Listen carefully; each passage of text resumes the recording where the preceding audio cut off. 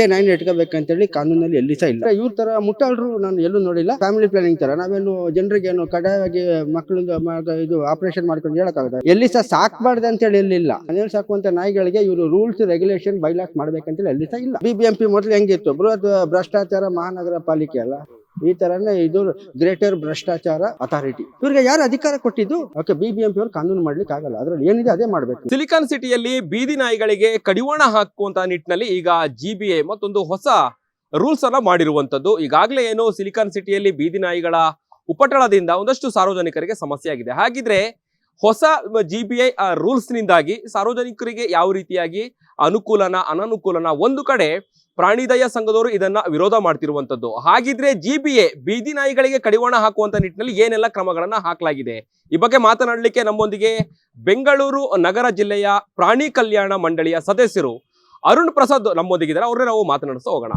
Sir, ಒಂದು ಕಡೆ GBA ಅಂದ್ರೆ ಈ ಒಂದು ಬೀದಿ ನಾಯಿಗಳ ಉಪಟಳಕ್ಕೆ ಕಡಿವಾಣ ಹಾಕುವಂತ ನಿಟ್ಟಿನಲ್ಲಿ ಮೂರಕ್ಕಿಂತ ಹೆಚ್ಚು ನಾಯಿಗಳನ್ನ ಸಾಕಿದ್ರೆ ಕೇಸನ್ನ ಹಾಕ್ಲಿಕ್ಕೆ ಮುಂದಾಗಿರುವಂತದ್ದು. ಇನ್ನೊಂದು, ಪ್ರಾಣಿದಯ ಸಂಘದವರು ಇದನ್ನ ವಿರೋಧ ವ್ಯಕ್ತಪಡಿಸ್ತಾ ಇದ್ದಾರೆ. ಇದರ ನಡುವೆಯಲ್ಲಿ ಈಗ ಸರ್ಕಾರ ಮತ್ತೆ GBA ಈ ಮಾಡಿರುವಂತಹ ರೂಲ್ಸ್ ಎಷ್ಟು ಮಟ್ಟಿಗೆ ಇಂಪ್ಲಿಮೆಂಟ್ ಆಗುತ್ತೆ, ಇದರಿಂದ ಸಾರ್ವಜನಿಕರಿಗೆ ಯಾವ ರೀತಿಯಾದಂತಹ ಅನುಕೂಲ ಅನಾನುಕೂಲ, ಪ್ರಾಣಿಗಳನ್ನ ಕಾಪಾಡುವಂತ ನಿಟ್ಟಿನಲ್ಲಿ ಏನ್ ಹೇಳ್ತೀರಾ ನೀವು ಒಟ್ಟಾರೆಯಾಗಿ GBA ಮಾಡ್ತಿರುವಂತಹ ಈ ಒಂದು ಹೊಸ ರೂಲ್ಸ್ಗೆ? ಸರ್ ನೋಡಿ, ಇದು ಇವರು GBA ಮಾಡ್ತಾ ಇರೋದು ಕಾನೂನಲ್ಲಿ ಅವಕಾಶ ಇಲ್ಲ. ಕಾನೂನಲ್ಲಿ ಅವಕಾಶ ಇಲ್ಲ ಅಂದ್ರೆ ಇವರು ಅದು ಹೆಂಗ್ ಮಾಡ್ತಾರೆ? ಇವಾಗ ಇಷ್ಟೇ ನಾಯಿ ಮನೆಯಲ್ಲೇ ಇಷ್ಟು ನಾಯಿನೇ ಸಾಕ್ಬೇಕಂತೇಳಿ, ಅದು ಸಾಕು ನಾಯಿ, ನಮ್ ನಾಯಿ ಬೀದಿದಲ್ಲ, ಇಷ್ಟೇ ನಾಯಿನ ಇಟ್ಕೋಬೇಕಂತೇಳಿ ಕಾನೂನಲ್ಲಿ ಎಲ್ಲಿ ಸಹ ಇಲ್ಲ. PC Act 1960 also section 38(2)C ಅಡಿಯಲ್ಲಿ ಮ್ಯಾಕ್ಸಿಮಮ್ ನಂಬರ್ ಆಫ್ ಅನಿಮಲ್ಸ್ ಒಂದ್ ಕಡೆ ಎಷ್ಟು ಇಡಬಹುದು ಅಂತೇಳಿ ಇರೋದು. ಅದು ಇನ್ನೂ ಕೇಂದ್ರ ಸರ್ಕಾರ ಇನ್ನೂ ರೂಲ್ಸ್ ಮಾಡಿಲ್ಲ, ಅದು ಕೇಂದ್ರ ಸರ್ಕಾರಕ್ಕಿರೋದು. ಓಕೆ, ಯಾಕಂದ್ರೆ PC Act 1960 ಬಂದು ಕೇಂದ್ರ ಸರ್ಕಾರದ ಕಾನೂನು. ಇವಾಗ ಇದು ಬಂದು ಇಷ್ಟೇ ನಾಯಿ ಇರ್ಬೇಕಂತಲಿಲ್ಲ.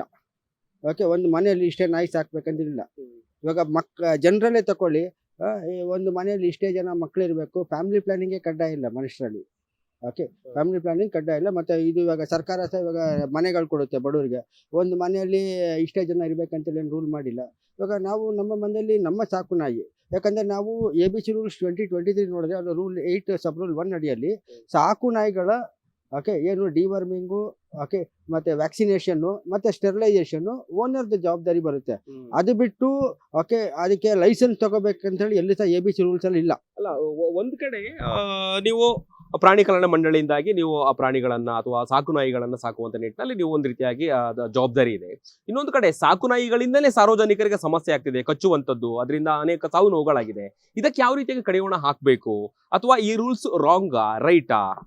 ನೋಡಿ, ಫಸ್ಟ್ ಇದು ಮಾಡ್ಬಿಡ್ತಾರೆ. ಫಸ್ಟ್ ಬಂದು GB ಅವರು ಮೊದಲು BBMP ಇದ್ದಾಗ ಏನಾಯ್ತು, ಒಂದು ಅಪಾರ್ಟ್ಮೆಂಟ್ಗೆ ಒಂದು ನಾಯಿ 2 ನಾಯಿ ಅಂತ ರೂಲ್ ಮಾಡಿ ಅದು ತೆಗೆದಾಕಿದ್ರು. ಇವಾಗ ತಿರ್ಗಾ ಅದೇ ಬರ್ತಾ ಇದ್ದಾರೆ.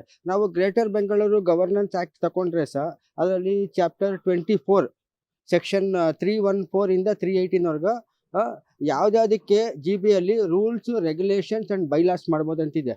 ಎಲ್ಲಿ ಸಹ ನಾಯಿಗಳ ಸಾಕು ನಾಯಿಗಳಿಗೆ ರೂಲ್ಸು ಬೈಲಾಸು ರೆಗ್ಯುಲೇಷನ್ ಸರ್ಕಾರ ಮಾಡಬೇಕು, ಇಲ್ಲ GBA ಮಾಡ್ಬೇಕಂತೇಳಿ ಎಲ್ಲಿ ಸಹ ಇಲ್ಲ ಕಾನೂನಲ್ಲಿ. ಅದಕ್ಕೆ ನಾನು ಹೇಳಿದ್ದು ಫಸ್ಟ್ ಕಾನೂನಲ್ಲೇ ಇಲ್ಲ, GBಯಲ್ಲೇ ಇಲ್ಲ. ABC ರೂಲ್ಸ್ 2023 ನೋಡ್ಕೊಂಡ್ರೆ ಸಾಕು ನಾಯಿಗಳಿಗೆ ಮನೆಯಲ್ಲಿ ಸಾಕಕ್ಕೆ ಲೈಸೆನ್ಸ್ ತಗೋಬೇಕಂತೇಳಿ ABC ರೂಲ್ಸ್ 2023 ಎಲ್ಲಿ ಸಹ ಇಲ್ಲ. ಡಾಗ್ ರೂಲ್ಸ್ 2001 ಅಲ್ಲಿ ಇತ್ತು, ಅದು ಇವಾಗ ರೂಲ್ ಇಲ್ಲ, ಕೇಂದ್ರ ಸರ್ಕಾರ ರದ್ದು ಮಾಡ್ಬಿಡ್ತು. ಇವಾಗ ABC ರೂಲ್ 2023 ಕೇಂದ್ರ ಸರ್ಕಾರದ ಕಾನೂನು. ಕೇಂದ್ರ ಸರ್ಕಾರದ ಕಾನೂನಲ್ಲಿ ಬರೀ ರೂಲ್ 8(1) ಅಲ್ಲಿ ಸಾಕು ನಾಯಿಗಳಿಗೆ ಓನರ್ಗಳು ಏನು ಮಾಡ್ಬೇಕಂತಿದೆ, ಏನು ಆಪರೇಷನ್ ಮಾಡಬೇಕು, ಮತ್ತೆ ಅದು ವ್ಯಾಕ್ಸಿನೇಷನ್ ಎಲ್ಲ ಕೊಡಬೇಕು. ಅದನ್ನು ಆಪ್ಷನಲ್, ಅವ್ರು ಓನರ್ ಇಷ್ಟ ಇದ್ರೆ ಮಾಡ್ಬೋದು, ಕಷ್ಟ ಇದ್ರೆ ಬಿಡಿ. ಈಗ ಫ್ಯಾಮಿಲಿ ಪ್ಲಾನಿಂಗ್ ತರ ನಾವೇನು ಜನರಿಗೆ ಏನು ಕಡ್ಡಾಯವಾಗಿ ಮಕ್ಕಳಿಂದ ಇದು ಆಪರೇಷನ್ ಮಾಡ್ಕೊಂಡು ಹೇಳಕ್ಕಾಗುತ್ತೆ. ಓನರ್ ನಾಯಿಗಳಿಗೆ ಅಷ್ಟೇ ಇದು.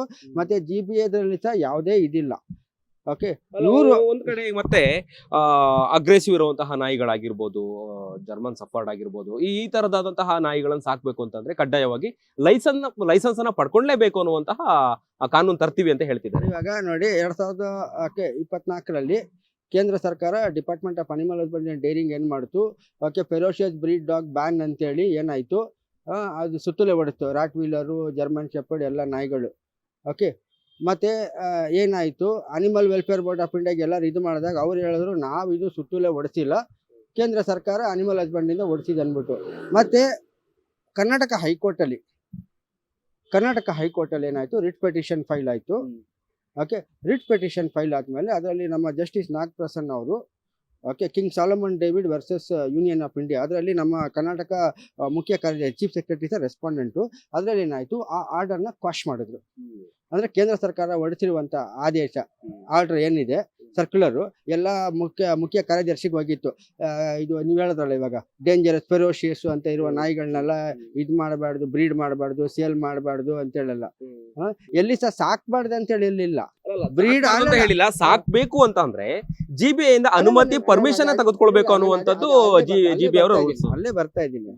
ಇವಾಗ ಆರ್ಡರೇ ಕ್ವಾಶ್ ಮಾಡಿದ್ಮೇಲೆ ಏನು ಇವರು ಪುನಃ ಹೆಂಗೆ ನಮ್ಮ ಚೀಫ್ ಸೆಕ್ರೆಟರಿನ ತಿರ್ಗಾ ಕಂಟೆಂಪ್ಟ್ ಆಫ್ ಕೋರ್ಟ್ ಮಾಡೋಕ್ಕೆ ಜಿಬಿಎ ಮುಂದಾಗಿದೆಯಾ? ಅಲ್ಲ, ಇವ್ರು ಮಾಡಲಿ, ಚೀಫ್ ಕಮಿಷನರ್ ಮಾಡಲಿ, ಇಲ್ಲ ಕಮಿಷನರ್ಸ್ ಮಾಡಲಿ. ಕಮಿಷನರ್ ಮಾಡೋದಂದ್ರೆ ಅಲ್ಲಿ ಕೋರ್ಟ್ ಮೆಟ್ಲು ಇರೋದು ಯಾರಂದ್ರೆ ಚೀಫ್ ಸೆಕ್ರೆಟರಿ ಶಾಲಿನಿ ರಜೀಶ್ ಮೇಡಮ್ ಅವರು ಕಂಟೆಂಪ್ಟ್ ಆಫ್ ಕೋರ್ಟ್ ಹಾಕ್ತಾರೆ.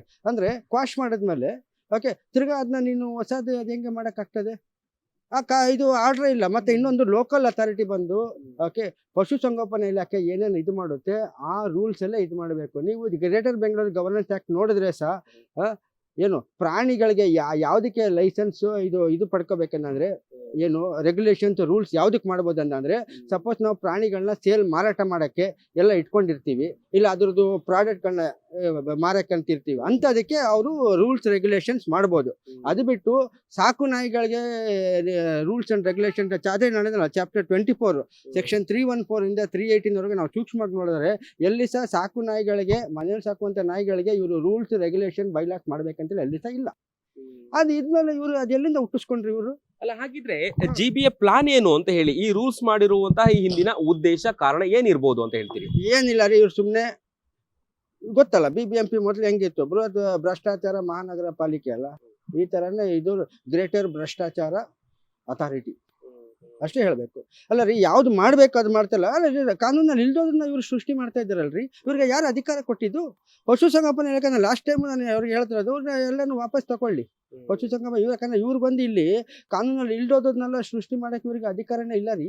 ಇವರು ಏನಿದೆ ಕೋರ್ ಫಂಕ್ಷನ್ಸ್ ಅಲ್ಲಿ ಫಸ್ಟ್ ಬಂದು ಕೇರ್ ಅಂಡ್ ವೆಟರ್ನರಿ ಸರ್ವಿಸಸ್ ಇದೆ. ಆಂಬ್ಯುಲೆನ್ಸ್ 2019ರಲ್ಲಿ 25 ಲಕ್ಷ ಕೊಟ್ಟು ಆಂಬ್ಯುಲೆನ್ಸ್ ತಗೊಂಡ್ರು. ಅದು ಆಂಬ್ಯುಲೆನ್ಸ್ ಇದುವರೆಗೂ ವರ್ಕ್ ಆಗ್ತಾ ಇಲ್ಲ ರೀ. ಇದೇ ಜಯನಗರ್ ಸೌತ್ಗೆ ಒಂದು ಆಂಬ್ಯುಲೆನ್ಸ್ ಇದೆ. ಇಲ್ಲಿ ನೀವು ಇಲ್ಲಿ ಏನಾದರೂ ನಾಯಿಗಳಿಗೆ ಏನಾರು ಆಯಿತು, ಓನರ್ಗೆ ಇದಾಯಿತು ಅಂತಂದರೆ ಯಾವುದು ಆಂಬ್ಯುಲೆನ್ಸ್ ಇಲ್ಲ. ಪ್ರಾಣಿಗಳಿಗೆ 25 ಲಕ್ಷ ಕೊಟ್ಟು ತಗೊಂಡ್ರು. ಎಲ್ಲಿದೆ ಆಂಬ್ಯುಲೆನ್ಸ್? ಅದು ಮಾಡ್ತಲ್ಲ. ಜಿಬಿಎ ರೂಲ್ಸ್ ಆಗಿರ್ಬೋದು, ಸರ್ಕಾರದ ನಿಯಮಗಳೆಲ್ಲ ಬರೀ ನಾಮಕಾವಸ್ಥೆಗೆ ಮಾತ್ರನಾ ಅಂತ ಹೇಳಿ ಇದು ನೋಡಿ, ಇವರು ದುಡ್ಡು ಮಾಡ್ಕೊಂಡು ಏನೋ ದುಡ್ಡು ಇದು ಆಂಬ್ಯುಲೆನ್ಸ್ ತಗೊಂಡ್ರು. ಆಂಬ್ಯುಲೆನ್ಸ್ ತಗೊಂಡು ಅದು ಚಲನವಲನ ಇಲ್ಲ ಆಂಬ್ಯುಲೆನ್ಸ್. ನೀವು ಕಾಲ್ ಮಾಡಿದ್ರೆ ಸಹ ಎಲ್ಲಿ ಸಹ ಆಂಬ್ಯುಲೆನ್ಸ್ ಬರಲ್ಲ. ಇವಾಗ ಕಾಲ್ ಮಾಡಿದ್ರೆ ಸೌತಲ್ಲಿ ಇದ್ದಾರೆ, ನಾಯಿ ಇದಾಗಿದೆ, ಇದು 25 ಲಕ್ಷ ಕೊಟ್ಟು ತಗೊಂಡ್ರು ಅಂತ ಕೇಳೋದಂದ್ರೆ ಆಂಬ್ಯುಲೆನ್ಸ್ ಇಲ್ಲ, ವರ್ಕಿಂಗಲ್ಲಿ ಇಲ್ಲ. ಇದು ಏನು ವೆಟರ್ನರಿ ಸರ್ವಿಸಸ್ ಮಾಡಬೇಕು, ಅದಿಲ್ಲ. ಅದು ಬಿಟ್ಟು ಏನು ಇಶ್ಯೂಯಿಂಗ್ ಆಫ್ ಲೈಸೆನ್ಸ್ ಅಂತೇಳಿ ಇದೆ ಜನರಲ್ ಫಂಕ್ಷನ್ಸ್ ಅಲ್ಲಿ, ಅಂದರೆ ಒಂದು ರಿಜಿಸ್ಟ್ರೇಷನ್ ಥರ ಮಾಡ್ಕೊಂಡಿದ್ದು. ಮತ್ತು ಇನ್ನೊಂದು ನಾವು ಕೇಳ್ತೀವಿ, ಅಲ್ಲ ರೀ, ನಾವು BBMP ಇದು ಲೈಸೆನ್ಸ್ ಪಡ್ಕೊಂಡು ನಮ್ಗೆ ಏನಾರು ಲಾಭ ಇದೆಯಾ ಅದರಲ್ಲಿ? ಇವ್ರೇನಾದರೂ ನಮ್ಗೆ ಏನಾರು ಬಂದು ಇದು ಮಾಡ್ತಾರೆ? ಏನಿಲ್ಲ. ಮತ್ತು ಇವ್ರಿಗೆ ಅಧಿಕಾರನೇ ಇಲ್ಲ ಅದರಲ್ಲಿ. ಲೈಸೆನ್ಸ್ ಮಾಡುವಂಥದ್ದು ಕಾನೂನಲ್ಲಿ ಇಲ್ಲ. ಇವಾಗ ಹಳೆ ಇದರಲ್ಲಿ ಇತ್ತು, ಡಾಗ್ ರೂಲ್ 2000 ಮುನ್ಸಿಪಾಲಿಟಿಯಿಂದ ಲೈಸೆನ್ಸ್ ಪಡ್ಕೋಬೇಕು ನಾಯಿ ಸಾಕಕ್ಕೆ ಅಂದ್ಬಿಟ್ಟು ಇತ್ತು. ABC ರೂಲ್ಸ್ ನೋಡಿದ್ರೆ ಕೇಂದ್ರ ಸರ್ಕಾರದ ಕಾನೂನು, ಎಲ್ಲ ನಾಯಿಗಳದ್ದು ಅದೇ ಕಾನೂನು. ಓಕೆ, BBMP ಅವರು ಕಾನೂನು ಮಾಡ್ಲಿಕ್ಕೆ ಆಗಲ್ಲ, ಅದರಲ್ಲಿ ಏನಿದೆ ಅದೇ ಮಾಡಬೇಕು. ಹಾಗಾದ್ರೆ ಒಂದು ಕಡೆ ಸಾರ್ವಜನಿಕರ ಜೀವಕ್ಕೆ ಯಾವುದೇ ರೀತಿಯಾಗಿ ಈ ಸಾಕು ನಾಯಿಗಳಿಂದ ಸಮಸ್ಯೆ ಆಗ್ಬಾರ್ದು ಅನ್ನುವಂಥದ್ದು ಒಂದು ಕಡೆ. ಇನ್ನೊಂದು ಕಡೆ ಸರ್ಕಾರ ಹಾಗಿದ್ರೆ ಯಾವ ರೀತಿಯಾಗಿ ಕಡಿವಾಣ ಹಾಕ್ಬೇಕು? ಒಂದು ಕಡೆ ಸಾರ್ವಜನಿಕನ ಆರೋಗ್ಯ, ಇನ್ನೊಂದು ಕಡೆ ಸಾಕು ನಾಯಿಗಳನ್ನು ಕೂಡ ರಕ್ಷಿಸಬೇಕು, ಕಾಪಾಡ್ಕೊಬೇಕು. ಇದರ ನಡುವೆ ಸರ್ಕಾರ ಅಥವಾ ಜಿಬಿಎ ಏನ್ ಪ್ಲಾನ್ ಮಾಡಬೇಕು? ಏನ್ ನಿಯಮಗಳನ್ನ ಮಾಡಿದ್ರೆ ಅನುಕೂಲ? ಏನ್ ನೀವು ಸಲಹೆ ಕೊಡ್ತೀರಿ ಅನ್ನುವಂಥದ್ದು? ನೋಡಿ, ಫಸ್ಟ್ ಬಂದು ಕೇರ್ ಅಂಡ್ ವೆಟರ್ನರಿ ಸರ್ವಿಸಸ್ ಮೊದಲು ಉಚಿತ ಸೇವೆಗಳನ್ನ ಮಾಡಲಿ. ಆಂಬ್ಯುಲೆನ್ಸು 25 ಲಕ್ಷಕ್ಕೆ ಕೊಟ್ಟು ತಗೊಂಡ್ರಲ್ಲ, ಫಸ್ಟ್ ಅದು ಬರಲಿ. ಓಕೆ, ಮತ್ತು ಉಚಿತ ಸೇವೆ 24/7 ಆಸ್ಪತ್ರೆಗಳಿಲ್ಲ. ಇರೋ ಬರೋ ಆಸ್ಪತ್ರೆಗಳನ್ನೆಲ್ಲ ಮುಚ್ಚಿದ್ರು ಪಶುಸಂಗೋಪನೆ ಇಲಾಖೆ. GBಯಲ್ಲಿ KMC ಆ್ಯಕ್ಟ್ 1976 ಸೆಕ್ಷನ್ 59 ಸಬ್ಸೆಕ್ಷನ್ 11 ಅಡಿಯಲ್ಲಿ ಹಾಸ್ಪಿಟ್ಲ್ಗಳು ಮಾಡಬೇಕಂತಿದೆ, ಇದುವರೆಗೂ ಮಾಡಿಲ್ಲ. ಇದು ಮಾಡಲಿ. ಮತ್ತು ಭಾರತ ಪ್ರಾಣಿ ಕಲ್ಯಾಣ ಮಂಡಳಿ ಎಲ್ಲ ನಿಯಮಗಳಿದೆ. ಅಂದರೆ ಸಾಕು ನಾಯಿನ ಹೊರಗಡೆ ತಗೊಂಡ್ಬೇಕಾದ್ರೆ ಅದಕ್ಕೆ ಬೆಲ್ಟ್ ಹಾಕಿರಬೇಕು, ಲಸಿಕೆ ಹಾಕಿರಬೇಕು ಅಂತೇಳೆಲ್ಲ ಇದೆ. ಅದು ಫಾಲೋ ಮಾಡಿದ್ರೆ ಆಯಿತು, ಅದೇನು ಇದಿಲ್ಲ. GB ಅವರು ಹೊಸದಾಗೆ ಸುಮ್ಮನೆ ಇದು ಮಾಡೋಕ್ಕೆ ಮನೆಯಲ್ಲಿ 3 ನಾಯಿ ಇರಬೇಕಂತೇಳಿ ಯಾವುದೂ ಕಾನೂನಿಲ್ಲ, ಇಷ್ಟೇ ನಾಯಿಗಳು ಇರಬೇಕಂತೇಳಿ.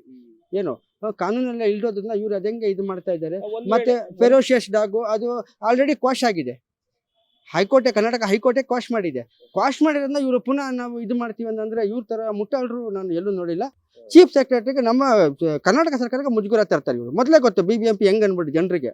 ಇವಾಗ GBA ಅದ್ರ 2ನೇ ಭಾಗ ಇವಾಗ ಶುರು ಹಚ್ಕೊಳ್ತಾ ಇದೆ. Yes, okay. ಒಂದ್ ವೇಳೆ GBA ಹೊಸ ರೂಲ್ಸ್ ಅನ್ನ ಮಾಡಿದ್ರೆ ನೀವು ವಿರೋಧ ವ್ಯಕ್ತಪಡಿಸ್ತೀರಾ ಅಥವಾ ಇದು ಯಾವ ರೀತಿಯಾಗಿ ನೀವು ಸರ್ಕಾರದ ವಿರುದ್ಧ ಕಾನೂನು ಹೋರಾಟ ಮಾಡ್ತೀರಿ?